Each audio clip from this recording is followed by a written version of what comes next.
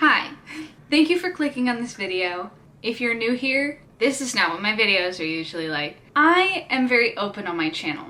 My parents always told me when I was growing up, never talk about religion, money, or politics. And that is a rule that I have pretty openly broken in most situations in my life, to my own detriment socially, for many years, because it's stupid to not be able to talk about three of the things that run our lives: our morals, our money, and our government.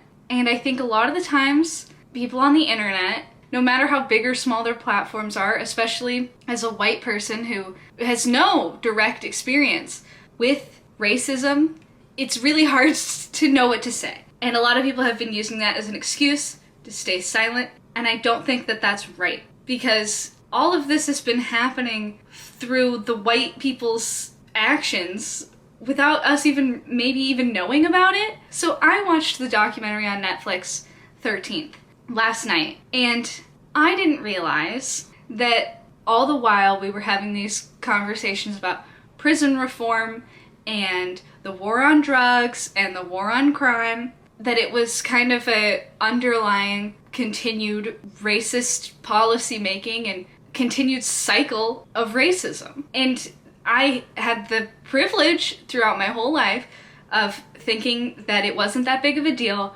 because it's not happening to me. I grew up in the Bay Area. I remember watching the news on New Year's Day and seeing that someone got shot on BART, Oscar Grant. And I remember not understanding why they would just shoot people, and hearing on the news that he thought he was grabbing his taser, and being 11 or 12 and going, that doesn't make any sense. What do you mean you just shot him? But that was not a conversation had in my household, and not something that was ever focused on by my family. I was raised, and I think this is true for most middle class, upper class, white Americans. The police are your friend. The police are there to protect you. If something bad happens, call the police. Cops are good. Never a question in my mind that the police ever wanted to hurt me, ever. When I was 15, I was caught smoking weed in a park with my friends. It was me, another white girl, and an Asian kid. And they didn't frisk us, they didn't touch us, they didn't hold us down, they didn't arrest us. They called my parents and wrote me a ticket that they had to pay. And the same was true for my friends. We weren't accosted at all, not put in the back of a police car. No one touched us. The most uncomfortable part of that conversation was when he asked me how much I weighed so he could write it down in the report. That's not true for black 15-year-olds smoking weed in the park. You don't get to do that. And when I was 15, I didn't think about that. I didn't think about that until the last couple of days, where I was thinking about, what experience do I have with the police that is truly white privilege?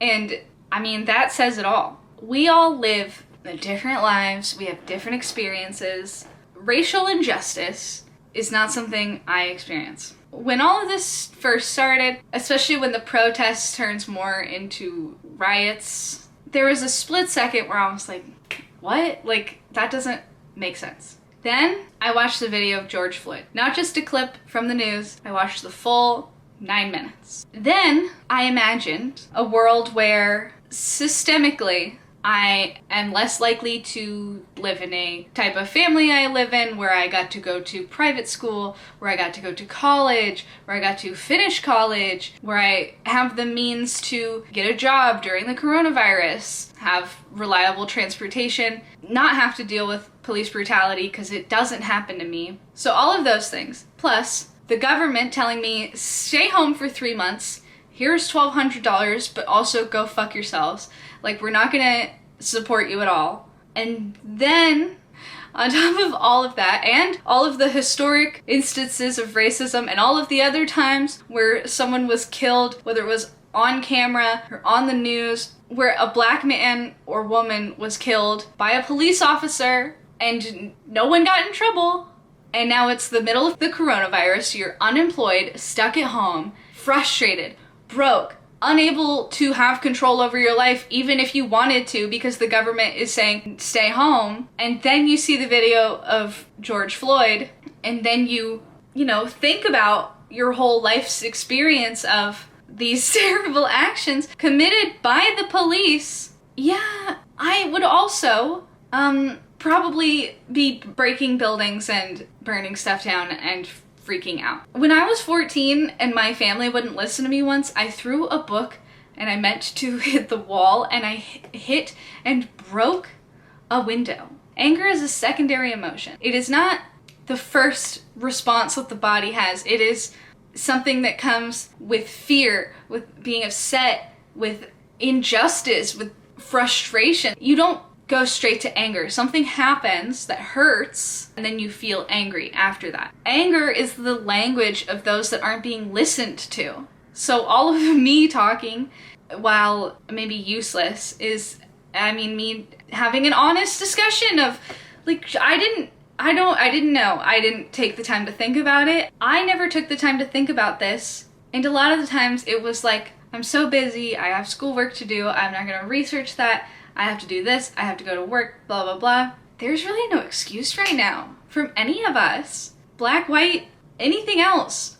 We're literally not doing much else, except we're at home, largely online. If there was ever a time that people in America would have ample time to educate themselves on the historic racial injustices of the black community, it's right now. Read a book. I mean, you already know you have your Amazon Prime subscription. Just get a book, watch a documentary, watch all of these videos of people getting murdered by the police, and try to not feel anything. I don't know. It sucks. And I feel helpless because I don't know what to do to help people, to stop people from hurting, because I can't imagine the hurt that people feel. If I could say anything, it's that now is the time that we self-educate, that we have those difficult conversations, that we say things even if we are afraid that they're the wrong thing.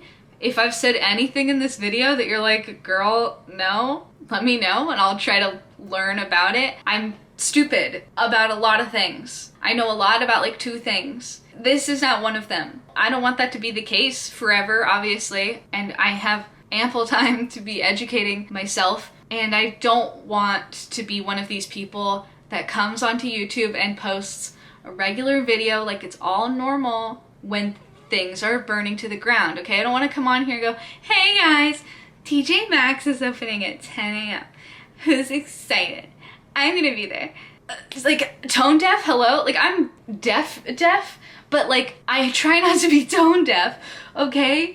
That is not what we are posting on Instagram about right now. So, I don't know. I want to come onto this channel and be my normal self and post my normal videos, but it really doesn't feel like I can do that until I first address this. And this is that Black Lives Matter, that shouldn't be something that we're arguing about, something that we have to debate, something that we have to even like discuss. Like the fact that we're still like allowing racial injustices to just control the system, I find shocking, okay? I find it shocking and wrong. And how easy it is for politicians to just sneak that under there, like, oh, we're not gonna mention it, but by the way, racism. So, yeah. I don't know if I said anything helpful or important in this video. I just felt like I needed to say something. I don't know if I said anything right or helpful or anything. I don't know. I'm signing petitions. I will link the ones that I'm signing below. I watched the documentary 13th, like I talked about. I really recommend it. It's short, it's simple, it's eye-opening, and I'm looking to order some books. And I think that this is something that we should all be able to talk about in the future moving forward and not feel so uncomfortable and so divided in saying, hey, I know I'm not black, but I want the police to stop killing black people. If this video is like insensitive or wrong, I really apologize. If you're going to protests, I hope that you're safe. I hope that you're taking care of yourself. I love you. I hope that we can all take 2020 and all of its weirdness and things that have happened and turn that into a positive learning experience for the whole nation. We all go, holy shit, who knew? Even I, who I thought I, wasn't racist, have things that I, in my head, can change, have ways that I can petition, donate, and vote that can change, and educate myself about the history as well as the future that we would like to move to. If you watched this whole video, thank you. I hope I was able to open your eyes to something if you hadn't really thought about it already. I don't know.